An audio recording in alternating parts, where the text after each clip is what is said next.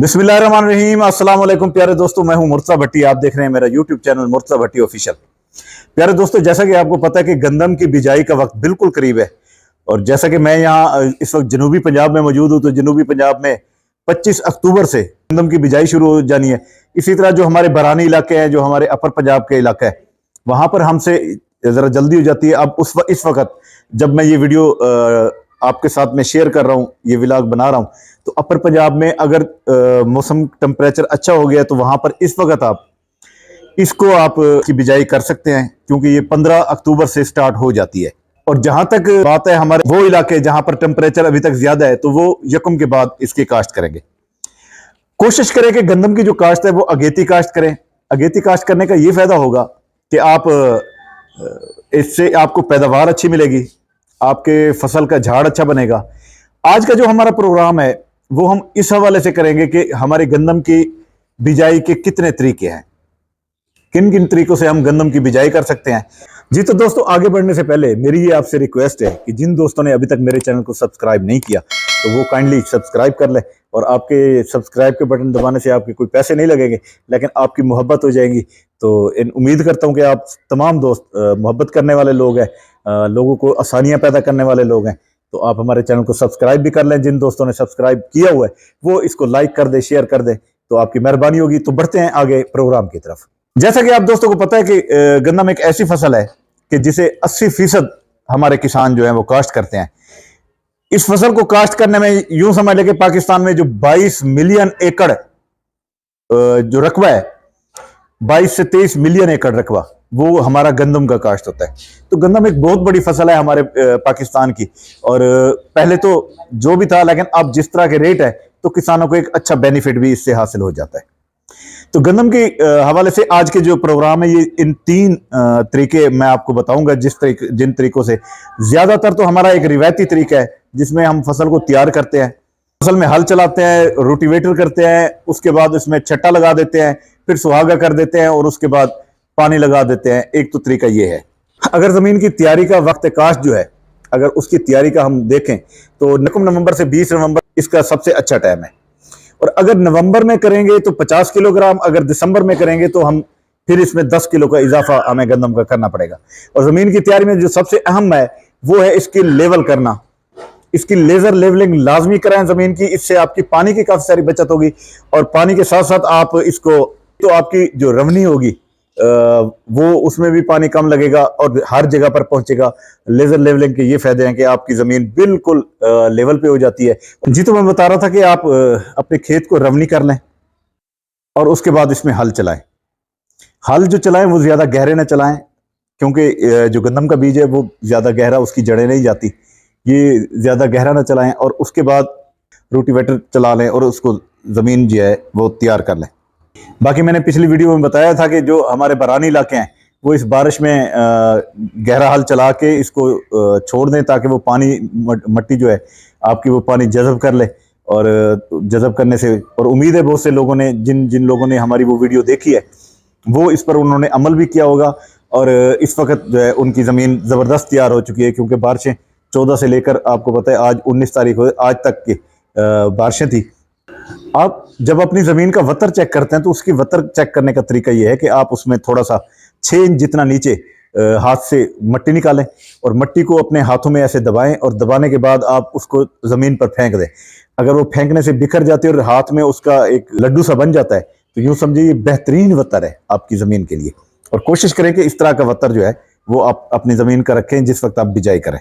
दूसरा ये है कि आप जिस वक्त आप अपनी फसल को तैयार करते हैं तो उसके अंदर आप गहरा हल ना चलाएं।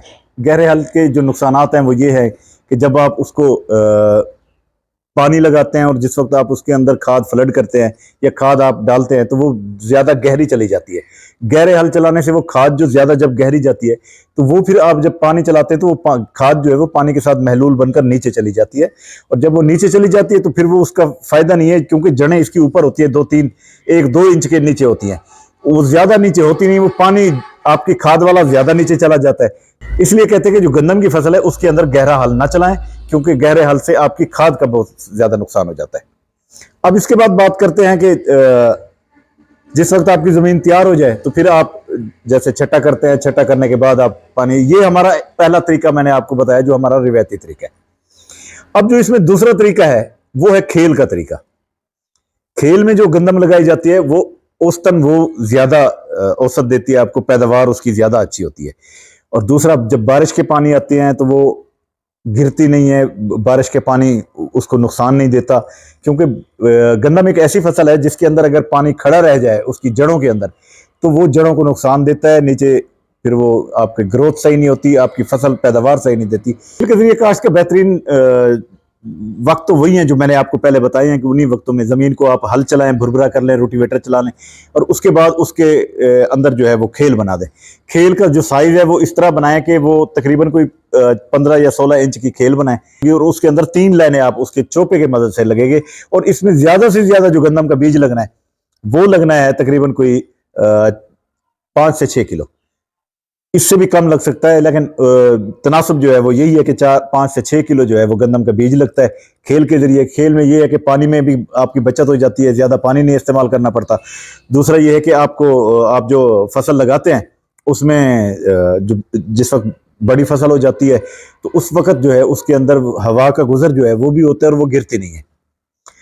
तो इस तरह आपके खाद, बीज और इन चीजों का भी बचत हो जाती है, ज्यादा खाद नहीं इस्तेमाल होती। और दूसरी बात यह है कि ज्यादा आपके पानी नहीं लगता खेल, और खेल की पैदावार भी ज्यादा अच्छी होती है। तो दूसरा तरीका मैंने आपको बताया, इसमें यह है कि आपकी पैदावार भी अच्छी होगी, आपका पानी भी कम खर्च करेगा। बाकी जो खादों का जो सिस्टम है वो वैसे ही है, जैसे आप उसमें खाद दे देते हैं इसमें भी आप वैसे ही खाद दे देंगे। यानी कि जो फास्फोरस खादें हैं, यानी कि जिनमें डीएपी वगैरह इस टाइप की, वो आपने पहले देनी है, फिर बाद में आपने दीगर जो खादें हैं वो देनी है। क्योंकि ये फास्फोरस जो खाद है इसका ये फायदा है कि आपकी जो नीचे झाड़ बनता है आपके, उसमें जो ज्यादा पौधे निकलते हैं, एक जो बीज होता है उसके अंदर से ज्यादा पौधे भी निकलते हैं, झाड़ ज्यादा बनता है, यानी कि टिलरिंग यानी अच्छी होती है। तो ये उसके लिए। अब मैं आपको जो तरीका बता रहा हूँ वो तीसरा तरीका वो है जीरो टेलेज का तरीका। जी तो किसान भाइयों, ये जो जीरो टेलेज के हवाले से जो मैं बात कर रहा था, तो जीरो टेलेज जो है इससे भी बहुत अच्छी फसल होती है, इसमें बहुत ज्यादा पैदावार इससे भी हासिल की जाती है। बहुत से किसान हैं जो अब दीगर जो रिवायती तरीका है उसको छोड़ चुके हैं, जो खेल पर भी काश्त नहीं करते, वो ज्यादा जीरो टेलेज जो है इसके ऊपर वो काश्त करते हैं। जीरो टेलेज पे इसकी जो वक्त है वो तकरीबन यूं समझ लेके 20 अक्टूबर से लेके और 15 नवंबर के दरमियान आपकी कोई धान की फसल है, कोई भी है, आप उसको काट लेंगे। फिर उसके बाद, काटने के बाद कोई हाल नहीं चलाना, कुछ भी नहीं करना, वत्तर आपका आया हुआ होता है। तो उसके बाद आपने ड्रिल के जरिए खाद और बीज, यानी गंदम और खाद, ये दोनों चीजें ड्रिल कर दी जाती हैं ऐसे जमीन में, जैसे ये पीछे आपको ये तस्वीर नजर आ रही है मेरे, ये वो तरीकेकार है। इस तरीके से आप इसको काश्त कर सकते हैं। इससे भी जो पैदावार है वो भी बहुत अच्छी हो जाती है, और इसके साथ उसमें खर्चा आपका बहुत सारा कम हो जाता है। खर्चा क्या कम होता है कि आपको हल नहीं चलाने पड़ते, रोटिवेटर नहीं चलाना पड़ता। फिर पानी जो है वो भी आपको पता है कि ये थोड़ा सा 2-3 इंच नीचे होता है इसका जो बीज होता है, जो ड्रिल के जरिए हम करते हैं। खाद भी साथ उसमें चली जाती है, खाद का भी ज्यादा इस्तेमाल नहीं होता। यूं समझ लें कि 8 से 10 किलो बीज और 8 से 10 किलो ही खाद इसमें वो उसके साथ उसके जीरो टेलेज के जरिए, वो ड्रिल के जरिए उसमें चली जाती है, और खाद भी ज्यादा इस्तेमाल नहीं होती। ये बेहतरीन तरीका है, खास तौर पर जो जिनकी धान की फसलें हैं, जो काट रहे हैं, अगर वो हल ना चलाएं, इसको जमीन की तैयारी बिल्कुल इसी तरह करें, तो इससे भी बेहतर कोई तरीका नहीं है। बहुत से जो किसान हैं वो अब जो वो रिवायती तरीकाकार है उनको छोड़ते जा रहे हैं, और वो इस तरीके की तरफ आ रहे हैं कि जी हम अपनी जो फसल है वो उसको, गंदम को इसी तरीके से काश्त करें या फिर खेल के जरिए काश्त करें। तो जो पैदावारी सलाहियत है, तो आम जो हमारा रिवायती तरीका है, इससे हमारे पाकिस्तान में 25 से 30 मन एक औसत आ रही है पैदावार, और जो खेलों पे काश्त कर रहे हैं उनकी 40 से 50 मन के दरमियान आ रही है। जो इस जीरो टेलेज के जरिए कर रहे हैं उनकी 60 से 70 मन की औसत इस वक्त आ चुकी है, उन लोगों की जिन्होंने ये काश्त किया हुआ है। बाकी तरीकेकार तो और भी बहुत हैं, जैसे जिस तरह डॉक्टर आसिफ शरीफ साहब ने तरीका बताया, उसके जरिए तो कई साल हल भी आपको नहीं चलाने पड़ते। पिकनिक का जो तरीका है, तो उस पैदावार के जरिए आपको कई कई साल हल भी नहीं चलाने पड़ते, ना खाद देनी पड़ती है, ना गोडी करनी पड़ती है, कोई स्प्रे भी नहीं करनी पड़ती। और इस तरीके को दुनिया के बहुत से ममालिक जो है वो उसको अडॉप्ट कर चुके हैं, लेकिन हम अभी पाकिस्तान में बहुत कम लोग हैं जिन्होंने इसको अडॉप्ट किया। लेकिन जिन्होंने अडॉप्ट की है वो खाद की, स्प्रे की बिल्कुल बचत कर रहे हैं, हलों की बचत कर रहे हैं, बहुत सी बचत आ जाती है, बीज बहुत कम लगता है। तो इस तरीके से भी आप उसको काश्त कर सकते हैं। आज का जो हमारा प्रोग्राम था वो हमारी जो गंदम की काश्त है उसके हवाले से था कि आप गंदम को किन किन तरीकों से काश्त कर सकते हैं। तो इंशाल्लाह अगला जो प्रोग्राम हम आपके साथ शेयर करेंगे, इसमें हमने आपको ज़मीन की तैयारी के मराहिल भी बताए और ये भी बताया कि कितना बीज लगेगा, किस तरीके से कौन सा कितना बीज लगेगा। और इसके साथ साथ हमने आपको ये भी बताया कि हम जो गंदम काश्त करेंगे उसकी किस तरीके से कितनी पैदावार आती है। तो ये सारे तरीके मैंने आपके साथ आज शेयर किए हैं और उम्मीद करता हूं कि आपको ये वीडियो बहुत अच्छी लगी होगी। और अगर आपको वीडियो अच्छी लगी है तो आप सब दोस्तों से ये मेरी अपील है कि आप हमारे चैनल को सब्सक्राइब करें। और वीडियो तो आप वैसे भी देखते हैं, जिन्होंने सब्सक्राइब किया हुआ है वो लाजमी इसको लाइक कर दें, लाइक का बटन दबा दें। आपकी तरफ से ये मेरी एक मोहब्बत हो जाती है, आप मोहब्बत का इजहार कर देते हैं जब आप लाइक करते हैं, इसको शेयर करते हैं। या जिन दोस्तों ने अभी तक सब्सक्राइब नहीं किया वो हमारे चैनल को सब्सक्राइब कर लें, ये भी आपकी मोहब्बत होगी। और अल्लाह ताला हमेशा आपको खुश रखे। अब इजाज़त इसी दुआ के साथ चाहूँगा कि अल्लाह ताला आपको खुश रखे, अल्लाह ताला आपके जान माल और रिज्क में इजाफा फरमाए। तो अब मुझे दे इजाज़त। अल्लाह हाफिज़, अल्लाह निगहबान।